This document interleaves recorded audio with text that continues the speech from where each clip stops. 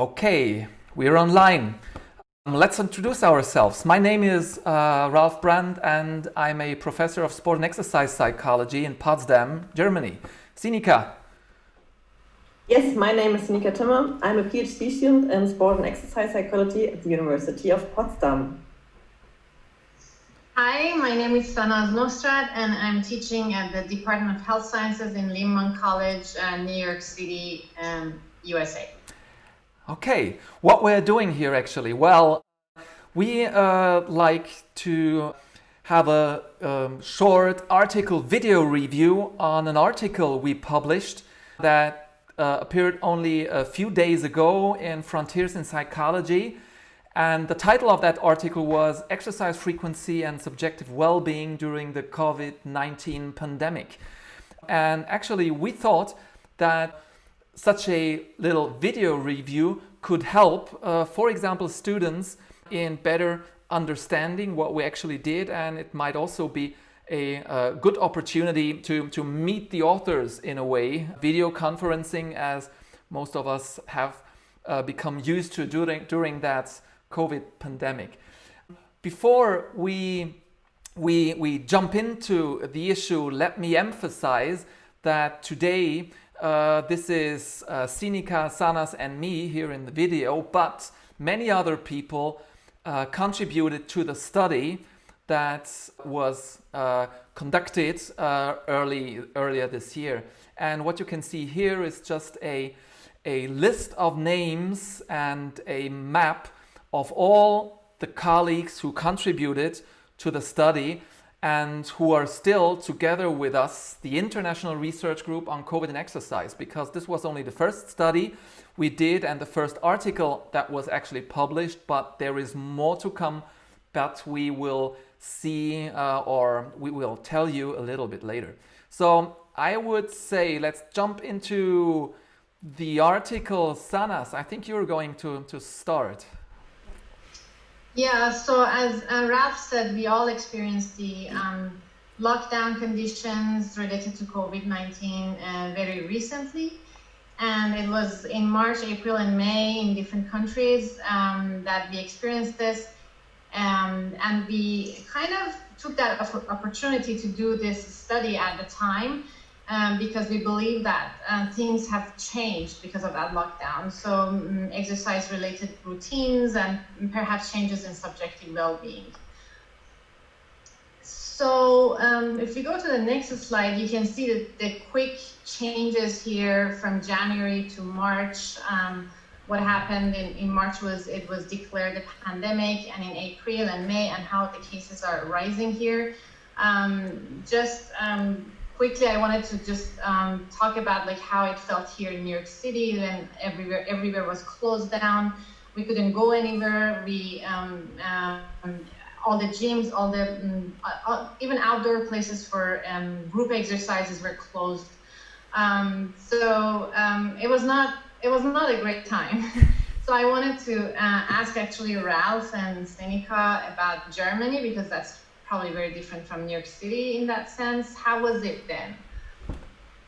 Yes, so here in Germany, the lockdown started also in mid-March, and everything was closed immediately from that one day to another. Schools were closed, kindergarten closed, borders, because we are surrounded by so many borders, and this is really unusual. I have never experienced this before, that I wasn't allowed to travel anymore.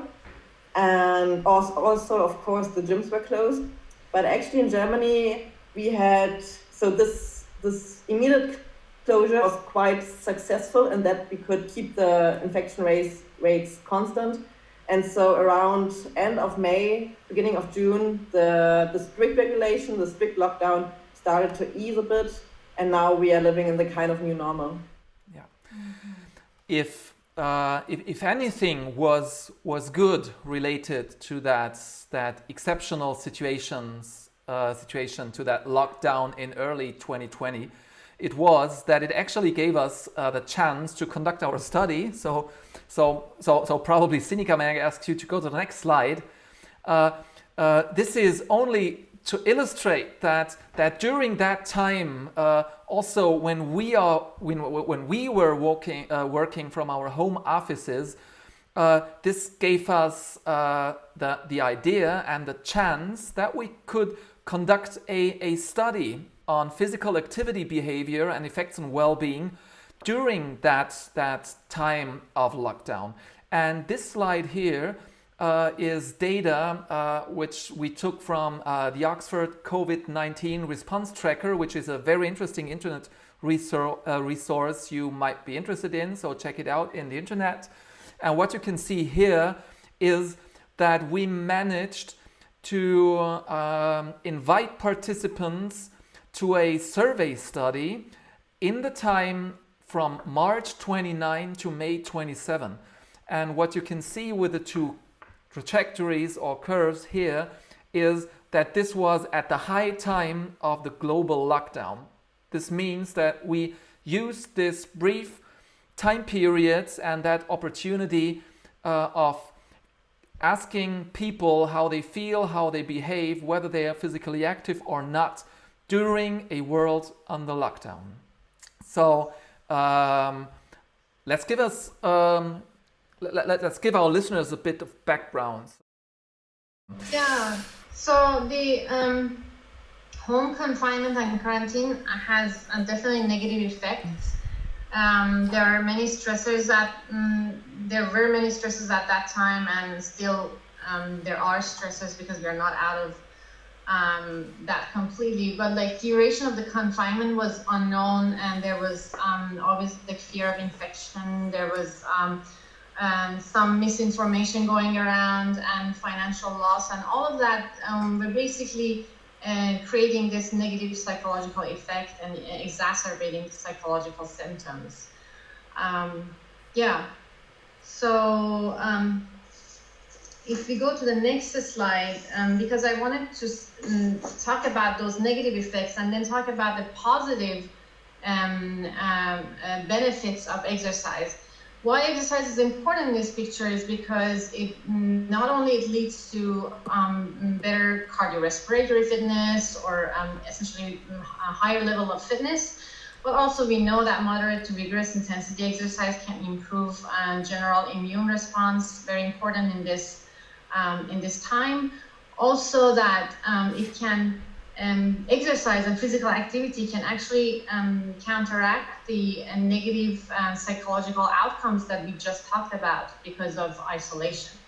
Yeah, and this was a good part of the idea why we finally thought, let's do a study on what happens during that critical times. And now I'm going to describe it from the end in some way. Finally, during that short time window, there were almost 14,000 participants from all over the world responding to our questionnaires. This means that we had 18 countries involved in our sample, and it was, if I remember it right, quite a challenge with regard to translating all that questionnaires into that 18 languages in which the questionnaire was finally made available. And it wouldn't have been possible to do all that without our partners in the International Research Group. So if you're seeing this video, go back to that first slide where, oh, that's Siri calling. So let's go. So if you're seeing this, go back to our second slide and see the names of all the responsible people that helped us in translating and distributing this questionnaire, which finally led to an excellent N of sample participants. So what did the sample look like, Sinika?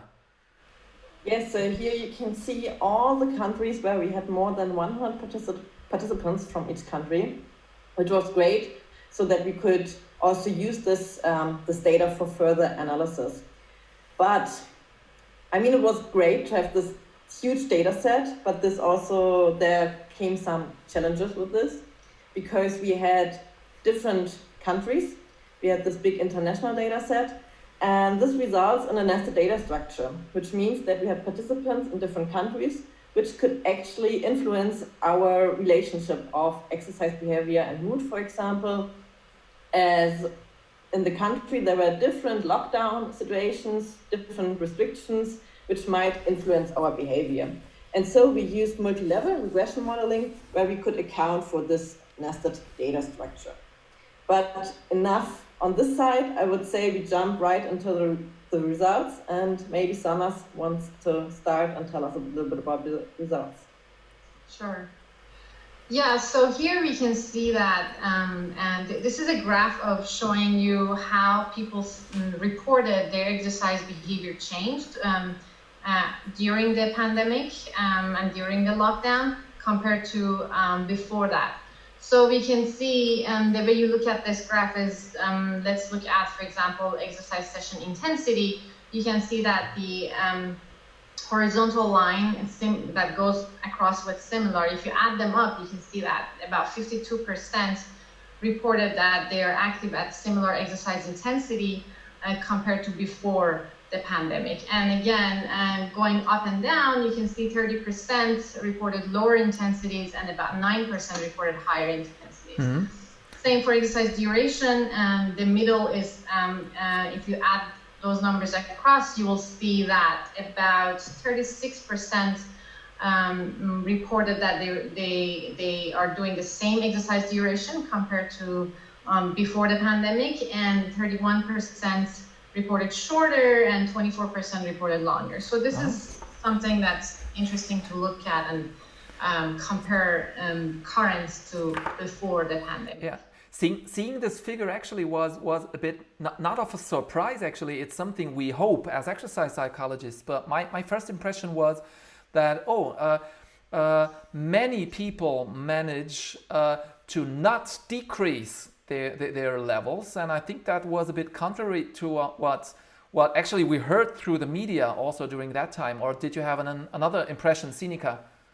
No, and I think we can also see this on the next slide, where we can see how the exercise behavior before the lockdown was compared to the predicted exercise behavior during a lockdown. Maybe, Sanas, you want to tell us a bit about this figure?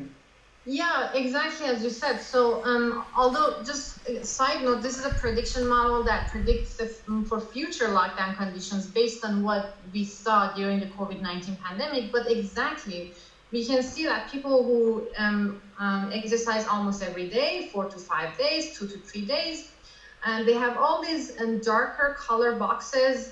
If you follow those dark colors, you see the highest probabilities of them doing whatever during a lockdown. You can see that they are actually going to do the same amount of exercise during a lockdown. So the prediction shows that people are going to, they're most likely in these three groups to stay where they are and do the same exercise frequency that they were doing. Uh-huh. But also interestingly, on the other side of this graph, the column that says never and 1 day or less and before a lockdown, those who were basically not exercising or were doing 1 day or less during the week, you can see that they're actually going to increase. That was also surprising because the box that is darker in color, 34.5% and 35.9% for 1 day or less, and then for never, are most likely to increase their physical activity level, bump it up 1 day more a week, or from never to 1 day or less per week, which is very interesting. This was actually one of the most interesting points during that study when I first saw our data, and when we developed that prediction model.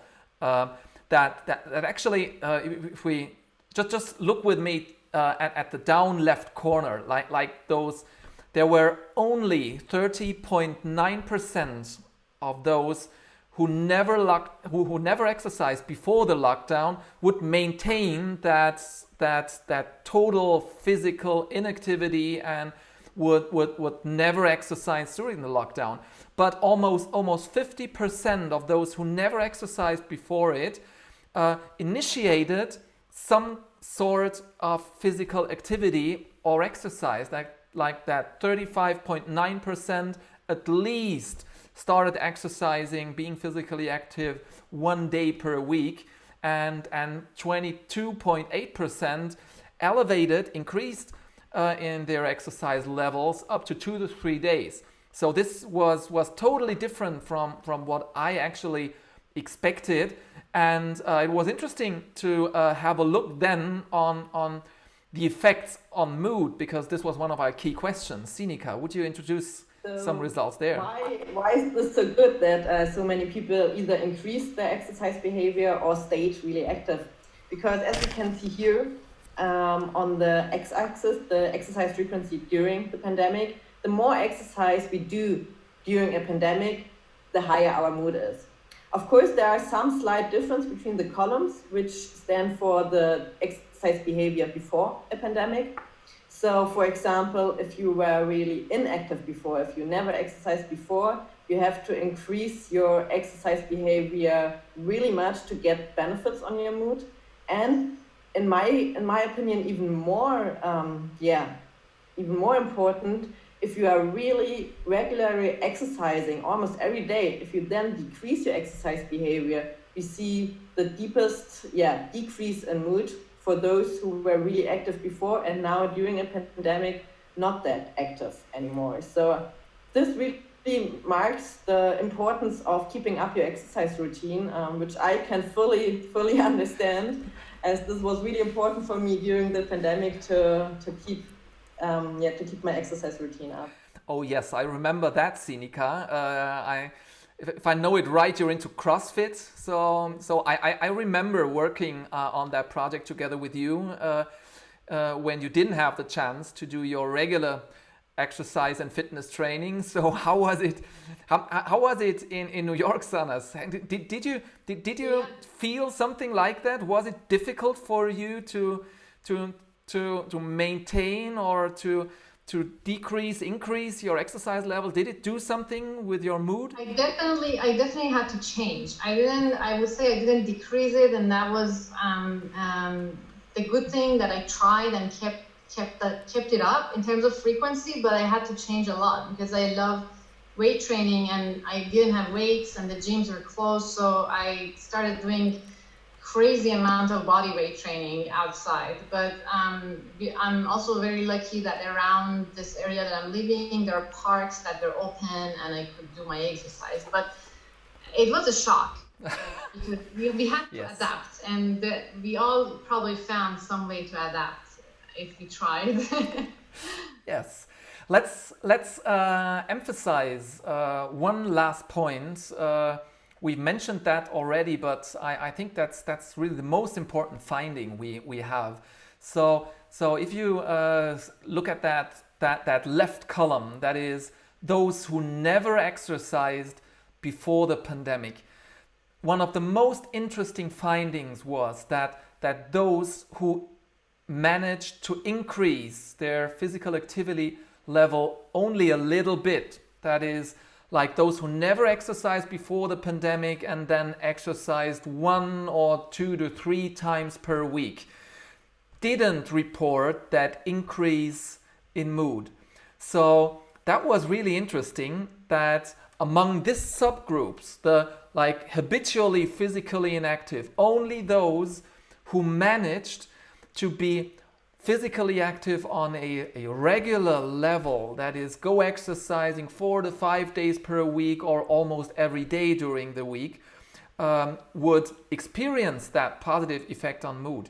And this tells a lot, I think, about the way exercise and physical activity actually affect our subjective well-being. Because if you don't like exercise before a pandemic, you probably won't like it during the pandemic as well. That means you have to get into it. You have to learn that it is enjoyable, and there is no automatic link that connects like being physically active with immediate positive effects on mood. I think that's one very important point, which is clear to us as exercise psychologists, but I think many people don't actually know that. So that was the point that I wanted to emphasize. I would say let's switch to the last slide and have a very quick discussion of these results, or come to some study limitations, because there were study limitations actually. Sanas, what would be the most important points that you would like to emphasize in the end now?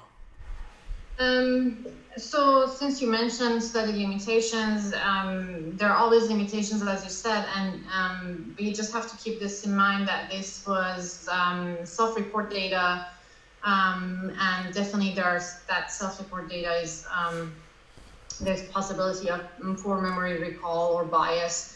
But again, with this large number of participants, perhaps nothing else was possible, right? But one more thing that I wanted to add at the end is they emphasize the importance of keeping active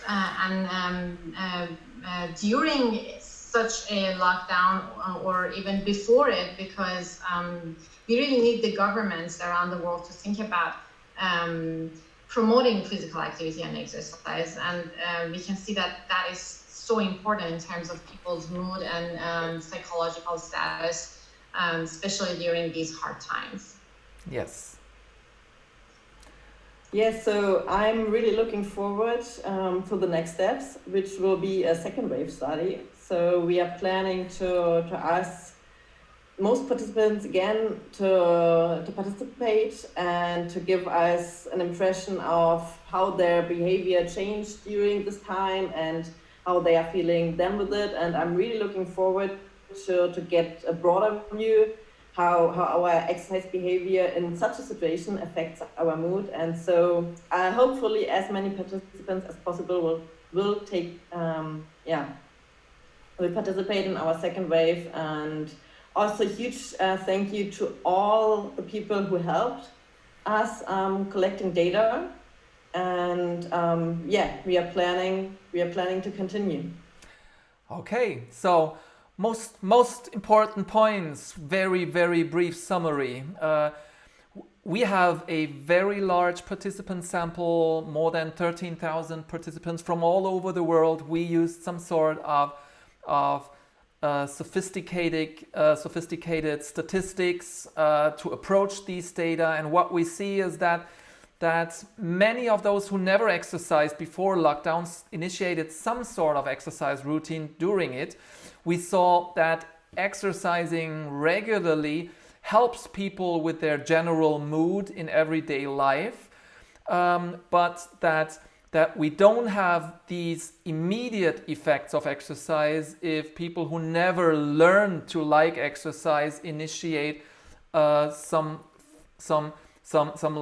small changes in their lifestyle. You have to get into a routine. You have to learn that it can contribute to subjective well-being in order to initiate that positive effects on mood.